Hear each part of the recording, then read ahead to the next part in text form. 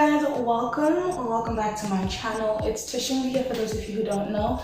If you do know, hey babe, and welcome back. So as you've seen by the title of the video, I am doing a cooking vlog today. I have to cook supper today, so I was like, why not just vlog me cooking the whole day? So it is currently 8:45. I think it's almost 9. I don't really know the time exactly. Last time I checked, it was 9:15. So I'm going to make myself some breakfast and lunch and supper, and I'm gonna film that all for you guys to watch. This is not how a regular day of eating looks like in my life. I'm just gonna be extra today because I'm filming. Okay, so yeah, let's get started.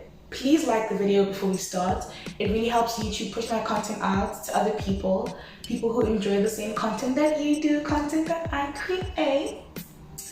And yeah, like it really helps me. Subscribe to you. Thanks. Let's get into it.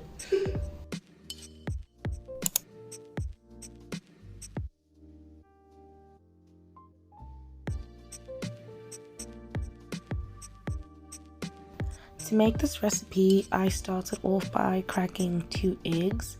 I feel like it's an unspoken rule when you're making egg recipes to use 2 eggs instead of 1. And I just beat the eggs as you normally would. Then I like to put the eggs into a pan. Make sure that the pan is a non-stick pan. This is important, okay?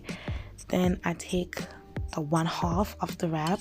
I put that onto the egg and I flip the egg over onto the wrap. Does that make sense? I hope it does. I flip it over and I take some of the cheese. I put the cheese on there and I put the other half of the wrap on top. Then I just let that cook for a bit so that the cheese can melt, and I plate it. This is literally a basic recipe. I usually eat cereal for breakfast, so this was a 5-star breakfast for me. It was really tasty as well. I also ended up adding some hot sauce because I just felt like it was a little bit dry, but that's just my preference. Then for my side, this yogurt was really good. It was my first time having the double cream vanilla yogurt, and I really do recommend. 10 out of 10.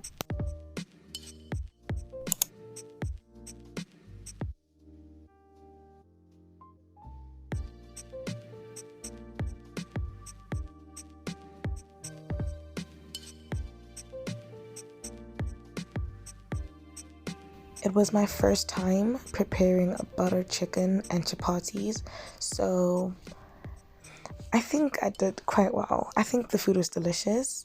So the first thing I did was cut my chicken into cubes. The prep takes the longest time, but I feel for me it's fun. I love chopping things up. Not all the time, but it's fun. It's therapeutic.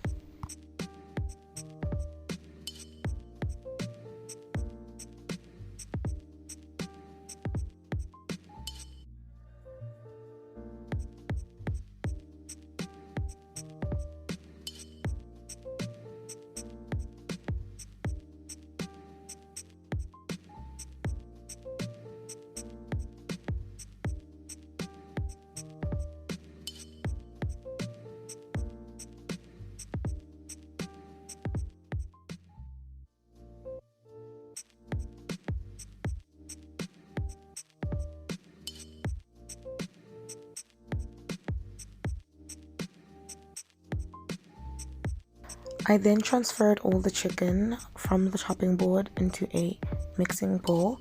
This was going to make it easier for the next step.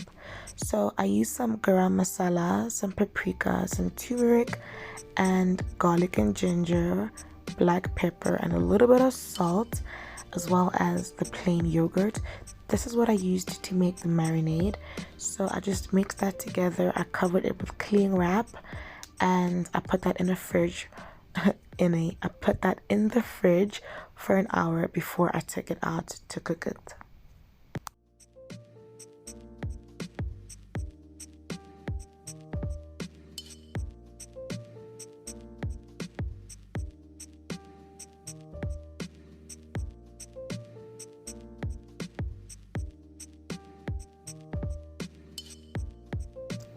this for me was the hardest part. Oh my gosh.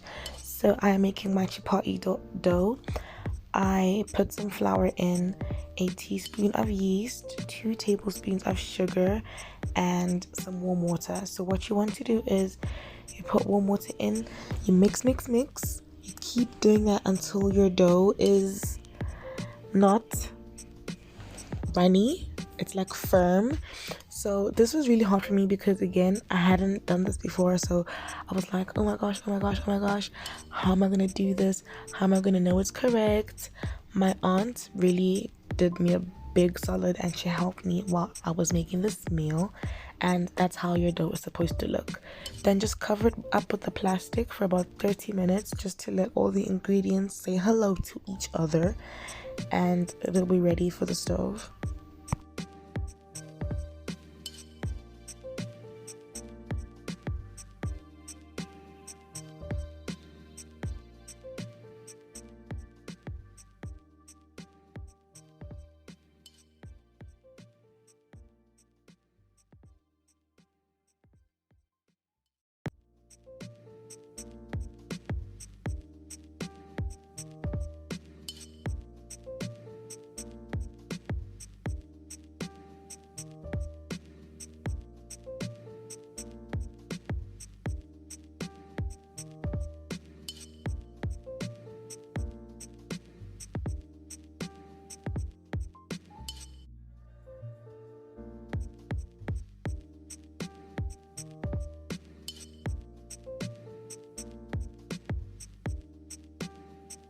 So your chicken is not supposed to be fully cooked the first time you fry it, and this is because it has to cook with the sauce that we're going to make later on.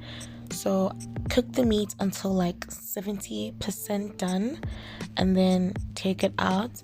I like to put it in a bowl, and I closed that bowl because I wanted to keep the moisture inside. I didn't want the meat to become dry. So close the casserole or the bowl or whatever you're going to use. It makes a difference.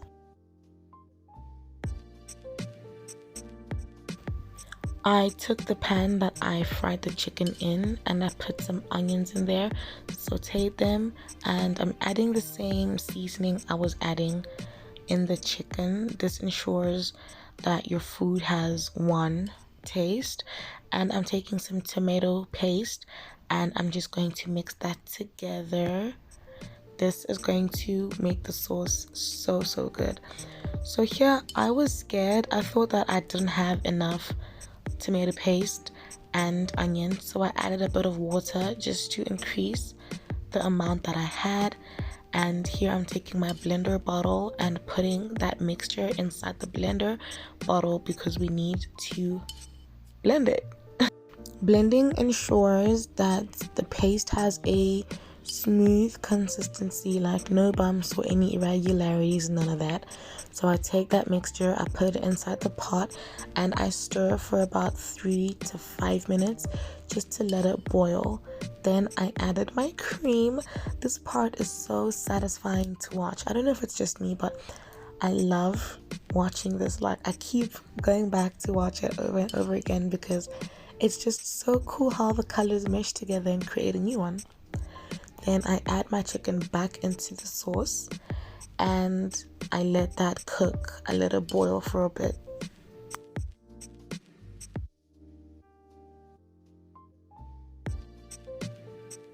For the chapatis, you need to take your chopping board and lather it with some oil. This ensures that the chapati dough won't stick onto the chopping board. Girl, this pot had me ready to chop my own head off. I was struggling. You will see in the clips. I had to ask my aunt to help me because I could not roll that dough to save my life. I was like, girl, this is embarrassing. But I had a great time. I loved making these chapatis.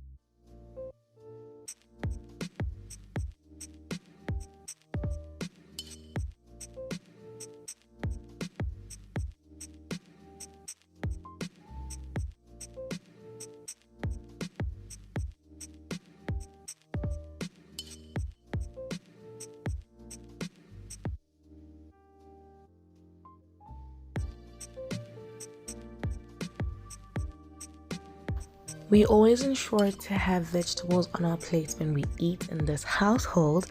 And fun fact, this broccoli was grown in our own garden. So how I make my broccoli is I prefer to steam it because it still leaves that crunchiness. And just to garnish my butter chicken, I used a little bit of cream for that pattern. And here was the supper. It was super, super yummy.